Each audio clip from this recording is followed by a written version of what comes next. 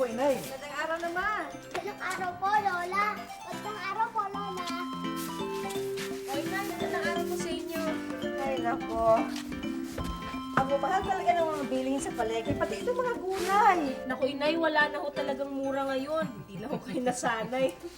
Di po ba, Lola, sabi nyo, pinamimigay lang noon ng mga gulay?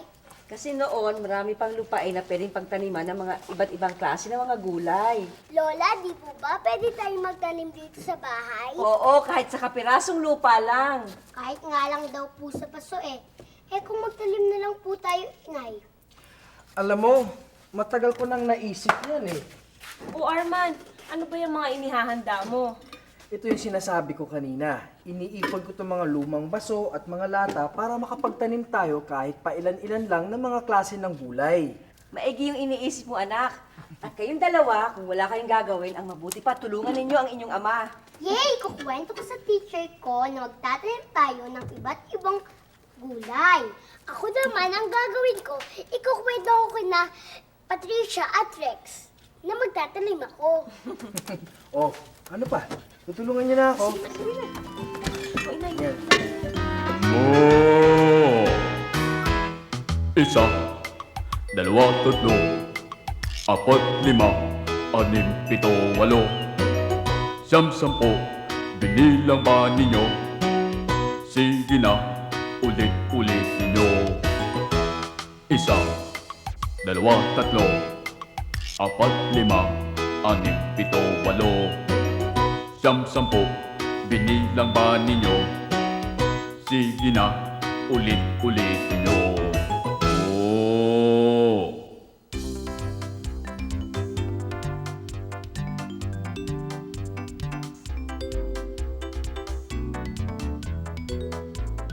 Isa, dalawa, tatlo, apat, lima, anim. Anim.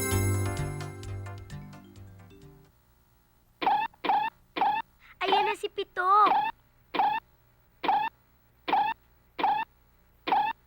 At may dala siyang basket. Saan kaya siya pupunta? Pupunta siya sa hardin. Kamote! Kamote ang binubunot niya. Sa labanos. Dalawa. Gabi. Tatlo. Bawang. Apat. Singkamas.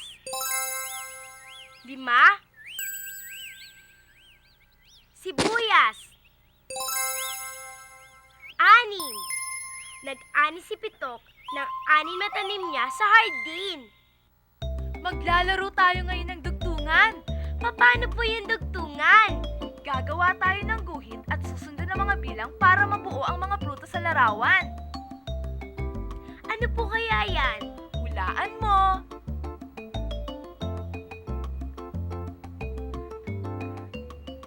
Ayan, malapit na siyang mabuo. Ayan. Ay, pinya po yan. Tama, pinya. Oh, ito naman. Ano naman po yan? Ayan, malapit na po siya mabuo. Ay, langka! Tama ulit. Oh, itong panghuling larawan.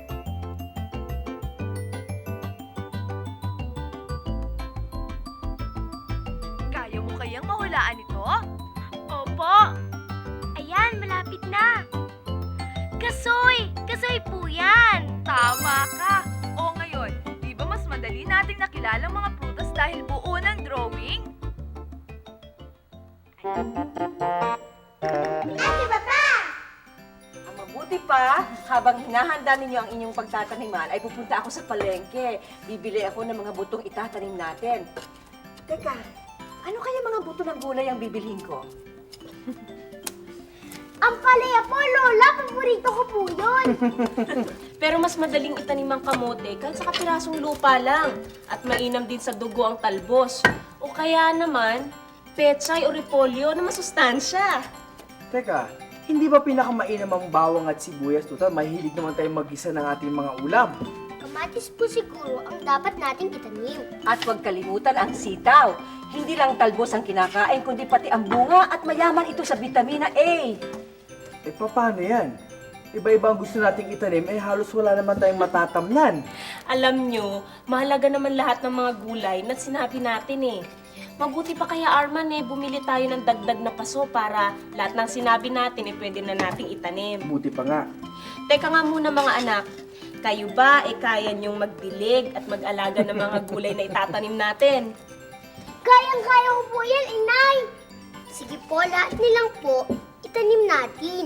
Yun naman pala Ang mabuti pa, Arman, samahan mo ako sa palengke. Madami tayong bibiling mga paso. Ah, sige nga, inay, sasamahan na kita na matulungan kita magbuhat ng paso. Oh, alis na po ba tayo? sige, Becky, sige. mga bata, alis na muna kami na inay, ha? O sige, mag-iingat kayo ha. Inay, mag-iingat kayo ha. Tayo na, Ano inay. may tay?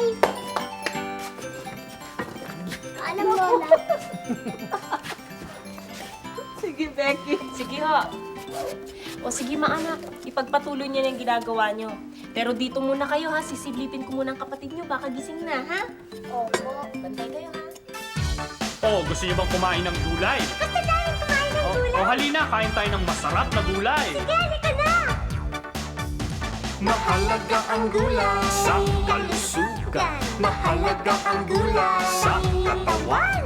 Mahalaga ang gulay sa katawan ng tao.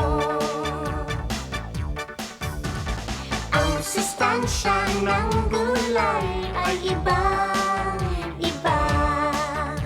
Puno ng bitaminang nagpapasigla.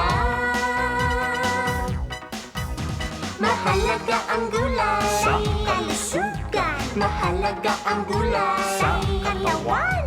Mahalaga ang gulay sa katawan ng tao. Ang kalabasa at karos, pampalinaw ng mata. Dugo mo'y sisigla sa kangkong malunggay ang palaya. Mahalaga ang gulay Sa kalusugan, Mahalaga ang gulay sa katawan. Mahalaga ang gulay sa katawan ng tao. Ang mundo, tataw at patani, pampasigla, pampalusog. Vitamina C ang hatid ng cauliflower, broccoli, repolyo. Mahalaga ang gulay Sa kalusugan, Mahalaga ang gulay sa katawan. Mahalaga ang gulay. Kumain ng gulay. Gulay. Ate, Papa! A, B, C, D, E, F, G, H, I, J, K, L, M, N, N, G, O, P, Q, R, S, T, U, V, W, X, Y, Z. Ang alpabetong Pilipino, madaling bigkasin, sabayan niyo ako. A, B, C, D, E, F, G, H, I, J, K, L, M, N, G, O, P, Q, R, S, T, U, V, W, X, Y, Z.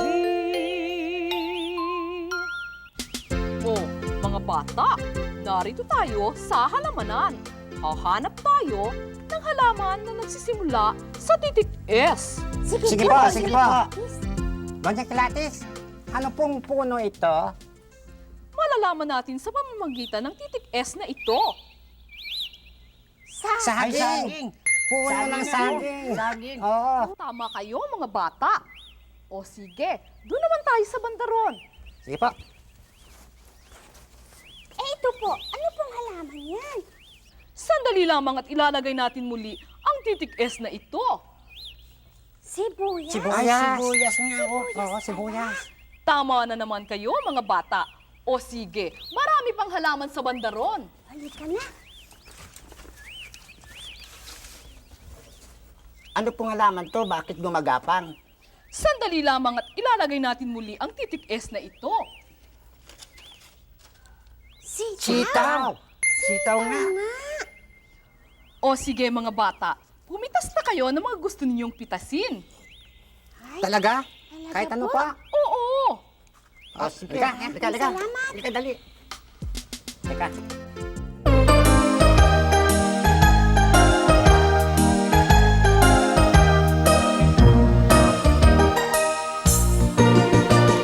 Isipin mo, piliin mo, alin ang naiba. Alin dito ang bukod tangi na naiiba. Isipin ang mabuti, piliin kung alin. Isipin kung alin ang naiba.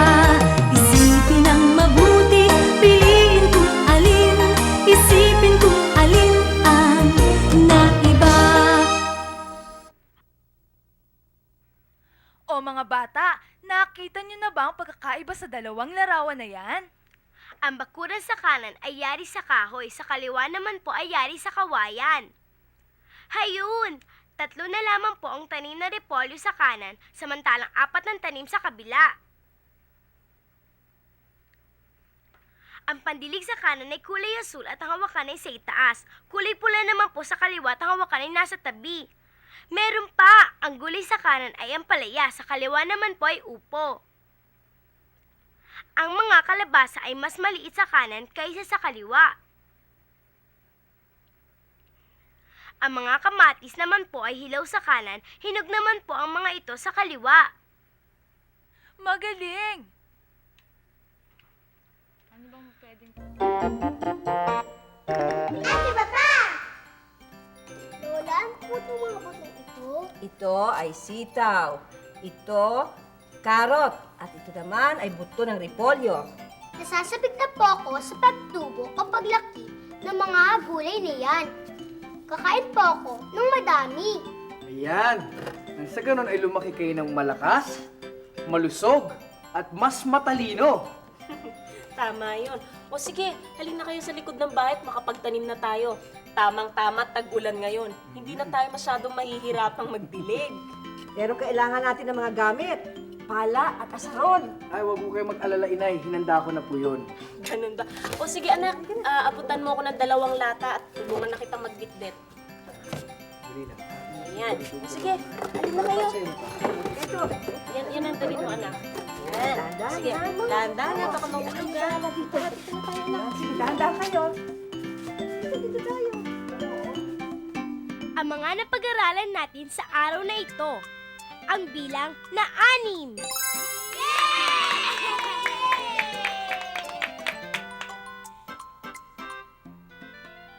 Ang titik, S. Lagi ninyong tatandaan, sa sariling sikap, ikaw ay uunlad.